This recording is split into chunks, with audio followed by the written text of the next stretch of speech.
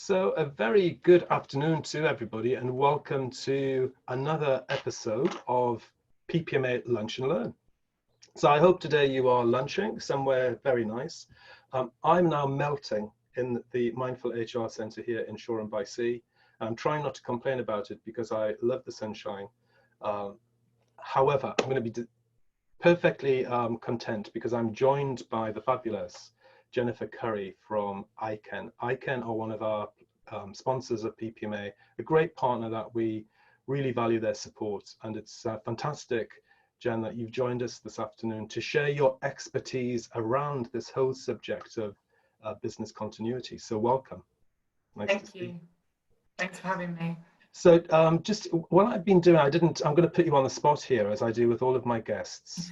And I've been asking through this period of COVID, what is it that you have discovered about yourself which has surprised you in terms of dealing with this whole period during lockdown? Whatever that is, yeah. I'm kind of asking you to search your soul now and share, but you're amongst friends. Wow. I think what I've discovered is I don't actually like my house that much. And right. As a result of that, my husband and I have actually decided to put it on the market. Wow. So it's sort of been a period of reflection in that sense. We're both here all the time. It's been good for from that side of things, because obviously we've worked quite well together being at home all the time, but we've needed a change of scenery for definite, and it's sort of made us realise a few things that we thought maybe we actually do want to change, and we were going to put them on hold until after this was all over, but actually, given what might happen in the future, you can't put your life on hold forever, really, can you? So decided to take the plunge with it. Wow. So of course now everyone's going to be completely riveted over coming months to find out, what do you find, do you sell, where do you go? So we've got a program in itself for coming up. Yeah, absolutely. But today we're talking about business continuity, and certainly during this time of COVID and lockdown and complete change across the business world, both public and private sector alike. It's been quite an incredible time around this. So could you share with us something about what you do in Iken, Jen, in terms of your role, and what is it from your perspective? What is business continuity all about? So yes, my role at Iken is as a client account manager. So I manage a number of our clients, and I'm sort of like their main point of contact between them and us. Obviously, I would put them into contact with another department if they needed to. So if they needed support or whatever, I would be that sort of go-between, really. And in that respect, for business continuity, for me and for us as a business, it's about sort of having a process or a series of processes in place that sort of allow you to deal with unforeseen events such as things like COVID-19, but allow you to sort of be able to continue working as business as usual as you possibly can. And I think, we've done that quite well as a business. We have always been really good at communicating with each other, but we had a strong business continuity plan in place, which has sort of allowed us to transition almost seamlessly, in my opinion. So what did you identify, what's emerged over recent months for you as a business that you didn't have featured in your continuity plans? And what is it that really worked well for you that was contained in your plan? So the business continuity plan itself, it's not something that I would personally manage. So I'm sort of more of an outside person who sort of has been taken through it almost by our sort of senior leaders within the organisation. So, we've always been set up quite well to work remotely. And we've always had the facilities, particularly for my role, to sort of speak to my clients. We've always had the facilities to speak to them, obviously over the phone or via email. One thing that was really alien to us was talking over something like this. Yes. I think we've always had those facilities, but if you'd have asked me in January oh, you need to have a video chat with one of your clients, I would have been probably like, oh, I don't want to do that. Yes. Don't want to be on video. And now it's like the norm. It's almost odd picking up the phone to talk to somebody now, I would say. So, you know, that's something that we've had to adopt, but it's gone in very, very seamlessly. And now it's the norm. You know, it's very easy to just pick up a Teams call or a Zoom call and speak to somebody when you need something. Obviously it's different, but I think overall it's working really well. Great. And how have you found, what kind of feedback have you been having from your client community in terms of, you know, what is it that they have been struggling with during this time? I think similar things to any organisation. So obviously when you're in an office, you're perhaps sitting opposite or next to one of your colleagues, and you might need a piece of information. You just sort of turn to them and ask that question. You don't have that sort of at your fingertips anymore. So I think in that sense, that's obviously been a challenge for all of us to have to overcome. I think for a lot of my clients, so I travel quite far to go and meet my clients normally face to face. So I look after a lot of clients in the Northeast or Scotland, for example. And, you know, quite a lot of the time it was quite hard to get those meetings booked in, and I was sort of trying to book in multiple meetings in the same place. And now I can have meetings with people quite a lot quicker. And I think from the client side of things, as our relationship with them, it means that they sort of feel like they have more access to us as a business, as well as to me as their account manager as well. Yeah, and it's quite interesting that, isn't it? Because I'm sure many businesses will be thinking in terms of their future business continuity. Do we now need the likes of yourself going out so much, physically traveling the country and spending, I don't know, a huge proportion of your time traveling compared to how much physical contact you may have? So have you started to think in terms of your own processes and strategy, what will this look like for you in terms of undertaking this kind of role as a business in future? Yeah, so it's something that's being reviewed internally at the moment, and Iken's always really good at sort of listening to their employees and you know, what their personal preferences are for things like that. So I think a decision is sort of going to be made on that in the next couple of weeks. In terms of, you know, meeting with clients, so for myself and the other account managers, and sort of face-to-face visits with them and prospects really in the future, I think we may just have to sort of take it on a case-by-case basis. But, you know, a lot of our clients are local government. A lot of those buildings are sort of either not being used at all at the moment, or, you know, very, very sparsely populated with people.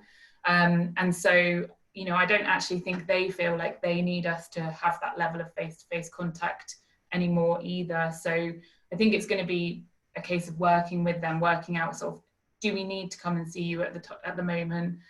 We've obviously got through the last 5 months without having to, so arguably maybe there is going to be less of that going forward, which may, you know, increase efficiencies for us as a business and also for them as well.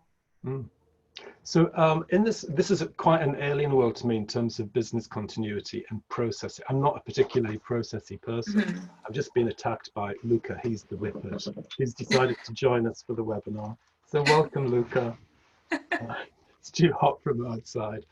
Yes. So what is it that you mean by process? What is it that I should be thinking of when I hear the word process? So I think a process is, I might know a process in my head as, you know, this is what I do when I would contact one of my clients, and, you know, perhaps I'm going to have a meeting with them and I've got this process that I would go through.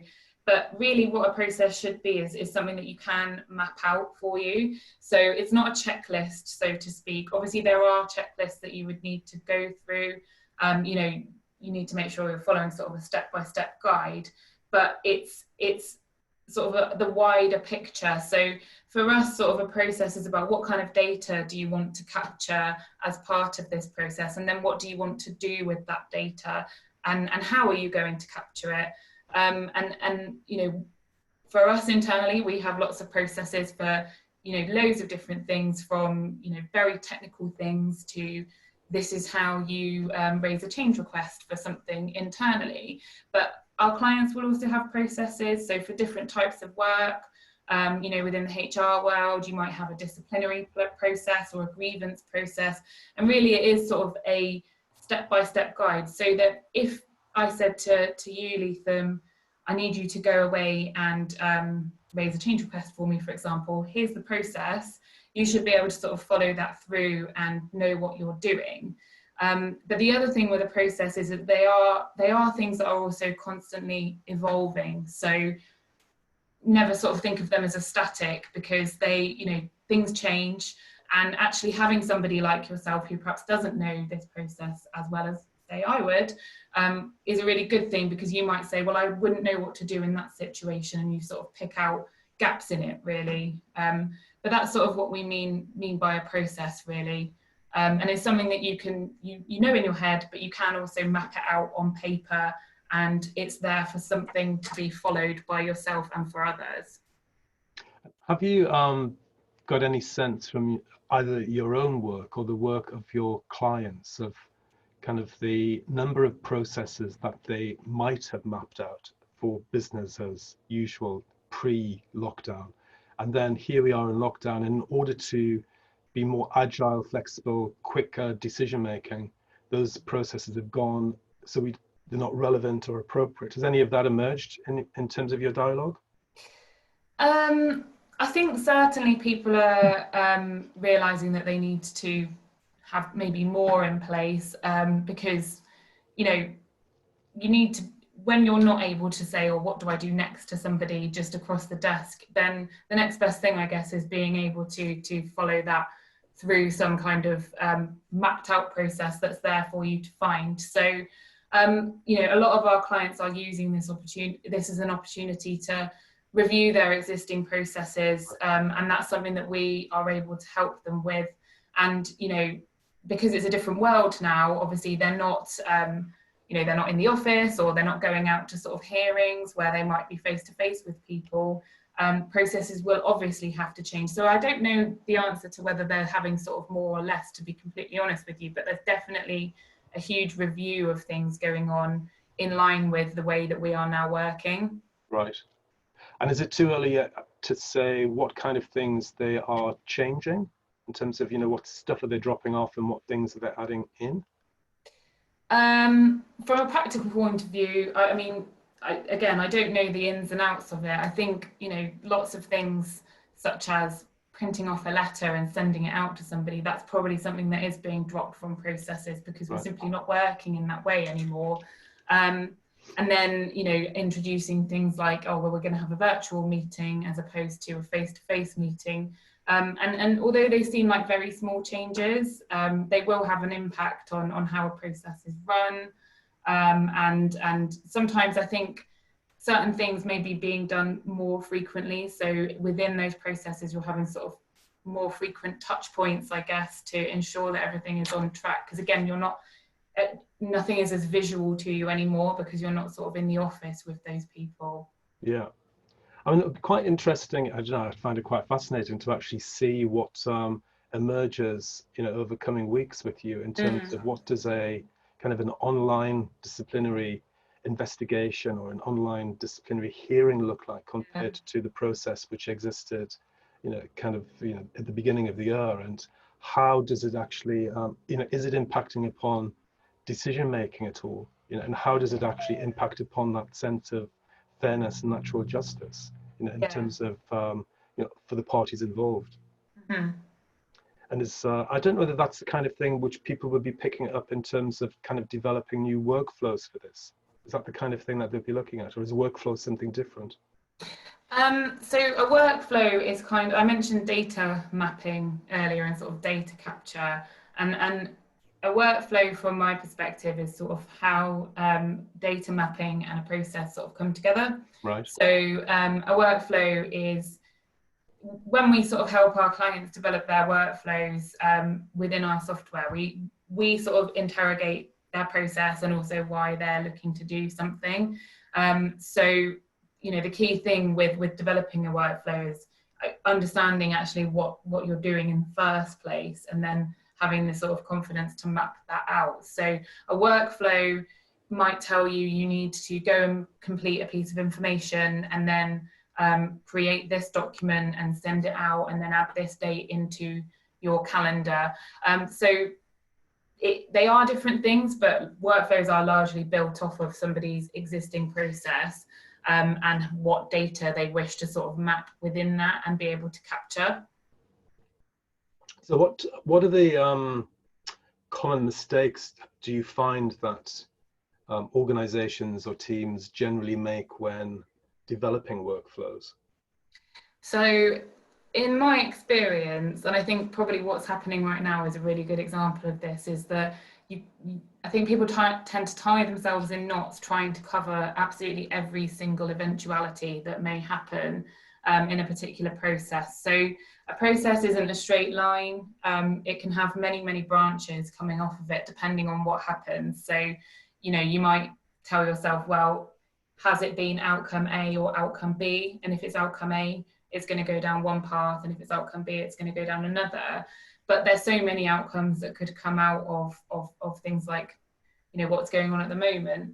And I think the common mistakes I think that people make is they think it's going to be a straight line that they're going to be able to develop, and then that's it, and that's how it will remain forever.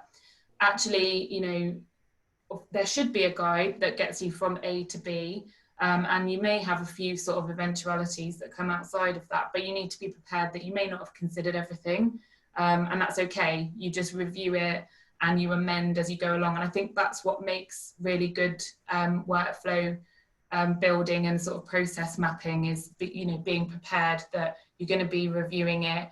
Things will fall outside of it, and it will need to have stretch points, which obviously often things do. And I think the other common mistake that people tend to make is sort of not including the right people in building those processes and those workflows. So when we sort of build these, when we help our clients build workflows, we are removed from the process completely. So we don't live and breathe that process.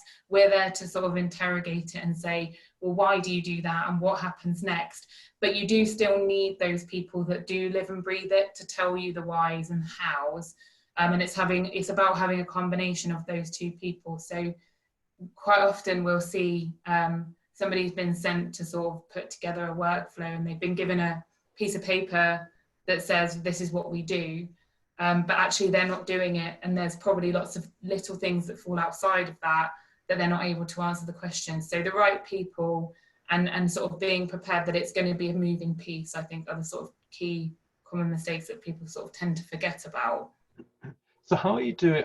I'm kind of slightly deviate this from this is a personal question from me, but I'm really intrigued to know, how are you able to collect people together over a platform like Zoom? Because ordinarily, from what, when I've been involved in this, we're in a room together. There might be, brown paper, Post-its, really kind of mapping. It's quite experiential and very active and participative to kind of map it out. And it's a physical kind of engagement piece, isn't it? Which always kind of, makes people feel involved and they're part of that flow. How are you doing it online, if at all? Have you actually been experimenting with the technique? So personally, I haven't. I mean, our trainers are doing workflow training with our clients fairly regularly. Right. And like you say, in a normal situation, people will map out their processes first, and they'll use tools such as, PowerPoint or just a Word document to create a flow chart. There's other sort of tools that you can use. And like you say, one of our clients very successfully always gets a big piece of paper with different colored Post-it notes, and they're very good at sort of building their workflows. So at the moment, what we're able to do is obviously do a meeting like this and bring up a workflow on the screen, for example, within our software, and sort of demonstrate that to them. But we would still look to get them to actually be building it. So what we tend to do in any situation with our workflow training is say, you need to come prepared with that process, and then we might ask questions on it following on from that. And then we would always look to cover within that training, rather than sort of saying, this is how you do it, off you go.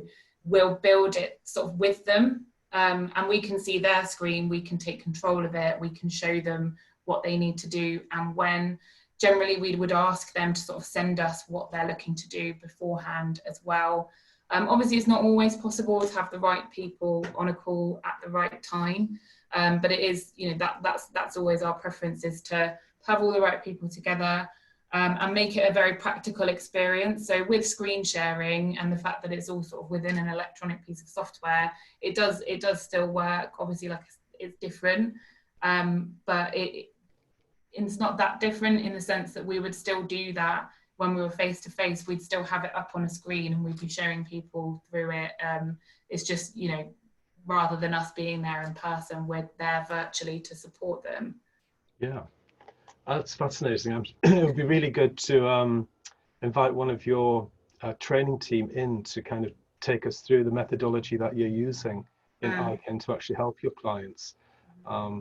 And certainly, the ability to concentrate online, if I can only use myself as my own experience, after an hour or so, really that kind of level of intensity, and to break away from it, where in a physical space, you've got that ease which you can work with much more kind of fluidly to build those kind of natural pauses in, but also that, the beauty of being able to have group participation and reflection, to try to see how you do that using technologies such as this, which I know, you will be able to do, would be really great to find out more about. So I'll kind of float that to your colleagues and see who we can bring in. There's a question that's just popped in from one of our listeners. I'm going to give you the question. I don't whether you can answer. I don't know, but let's see. And they're really interested as to whether local resilience forums, who now have military advisors, have also impacted business continuity. Gosh, it's a Weetabix question, I think. Shredded wheat even. Yeah, it's a big question. I mean, that's not something that I have dealt with personally. I think Tanya's gonna. That's Tanya. Hello, Tanya. Welcome. The wonderful Tanya. What a shame, we've just dumped Jen with the whole of business continuity for the world at the moment. So I thought I better dive in for a moment. Welcome. I would say that the military advisors or police teams, I think there's much more collaboration going in across the public sector. Right. And I think we're all learning from each other and trying to use technology to allow that collaboration and that shared good practice and that resilience planning, both as us as individuals and with leaders. So although we don't have any in-depth experience of dealing with military advisors, we know a lot of our clients have been upping and amending their business continuity plans in light of what's been going on, and they see where some of their vulnerabilities are with regards to people and place and technology, really. So I think there's going to be, especially with, we're expecting a tough winter ahead of us all. Yes. So it's about trying to put some good practice and some good learnings in place now, so that we're not as unprepared as we all were this time, really. Yeah, and it's as if you arrived to seamlessly take me into my final question for Jan, but you feel free to stay on video as well, Tanya. It's great to have you here. Many teams, will be, as we've kind of touched upon, starting to HR teams, as well as in councils generally and public services, will be starting to review their kind of continuity plans, particularly with the rhetoric that's coming out in terms of expect another potential wave of coronavirus in the autumn and winter. So, and then considering kind of amending their workflows and processes. So how would you suggest they go about kind of formalizing this during this period of change? What's the route into it, would you be advising them? So I think the first thing is, obviously they need to understand why they're making the changes in the first place. So is it because there was a failure initially, or is it just a general improvement? It went okay last time, but there's a few things that we could improve on, or perhaps you need additional data from it, because if it's none of those things, then you need to sort of understand a little bit more why you're looking to change or formalize things, and then use the voices of others around you. So your team of people who've lived through going through this change. What were the pain points for them, and how could they see it getting better? Because you know, it's one thing to be the person that writes a process, but then you've also got those who sort of actually just do them day to day, and they know what the pain points within them are. And I think you just need to make sure you've got a good change cycle in place. So again, realizing that whatever changes you make now aren't going to, it may change again, and you've got to sort of have this sort of plan, act, do, and then measure sort of process in place. So put it all into place and then measure it. You might have to make another tweak, you might have to roll it back slightly. You just need to be flexible. But I think like the real key is sort of understanding what it is that's led you to making this change in the first place. Yeah, I mean, that's great, great advice, and great great guidance for people to think on. My big concern, certainly that I pick up from speaking with PPMA members and my own clients, is the lack of time, the little amount of time people seem to be giving to reflection. Because of course, in order to understand where and what I need to change, I have to actually pause and actually dedicate time to bring the right people together, require the right people together. Because of course, business continuity, from my experience of certainly working in councils, was something people gave lip service to because they had to, not because they actually recognized the real understanding of it. Because this kind of dramatic impact on business would never happen, would it? Yeah, that's how people thought. And yet here it is.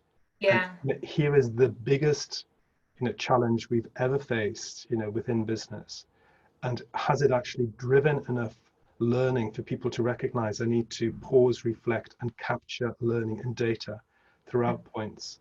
And I kind of don't necessarily see that happening. I don't know, you might have a different experience with your kind of world of business. I think I would agree, you know, like that reflection period is so important right now. And taking the time to do that is going to be key, really. So anything you would like to add, Tanya, in that space before I bring this session to a close? I think everyone's still trying to react to different things, if people are gearing themselves up to a return to the office or a return for some people, I think we're still reacting to some of the changes and trying to plan for the future. So I think there's still that culture of busyness at the moment, and it is really important to try and take that step back and reflect on what we're going to be doing a year from now, not 3 months from now, and how all of our lives are going to change regardless of what we do now, really. So it's just trying to have that medium, short and long-term planning in place. Yeah, that's great stuff. And certainly from a perspective of personal learning and personal reflection, encouraging people always, just however short that might be, at the end of a day, to reflect upon what's worked, what hasn't worked, what have I learned about today, is such a valuable thing to capture in order to be able to grow and move forward. So Jen, you've been amazing. You've taken questions that I just emerged through our conversation, and so well done, because it's always I always find it's really great just to kind of go with the flow of a conversation, and you've been amazing and a real joy to meet, and thank you so much for giving your time to everybody, and also Tanya for teleporting yourself in from wherever you're currently hitched up. I don't know where that is, but you certainly don't look as if you're kind of just chillaxing there on holiday. This is my working office at the moment for the summer. I decided when we could just get out and take the show on the road, really. So cool. Yeah. And thank you to all colleagues in Iken for their continued support of PPMA. It's brilliant working with you, and you're always such great ambassadors for public service and the work that we do, and it's much appreciated. So friends out there who are tuned in today, or if you're listening to this at a future point in time, once again, thank you for giving your time to listen to this really fascinating webinar this afternoon. And I wish you well, and thank you for everything that you're doing out there. It's still such hard work, but my message for today is really the importance of taking time to reflect in order that we can learn from the experiences we've been through over the last 5 months to grow and learn together. So I send love and friendship to you all. A huge thanks to Jen and a special thanks to Tanya. And I look forward to working and inviting colleagues back from Iken, because there's a couple of program content that I've noted that I want to pick up on in future. So thank you all. You take care and enjoy, hopefully, some sunshine over the weekend, and see you on some point next week. Yeah, thanks everybody.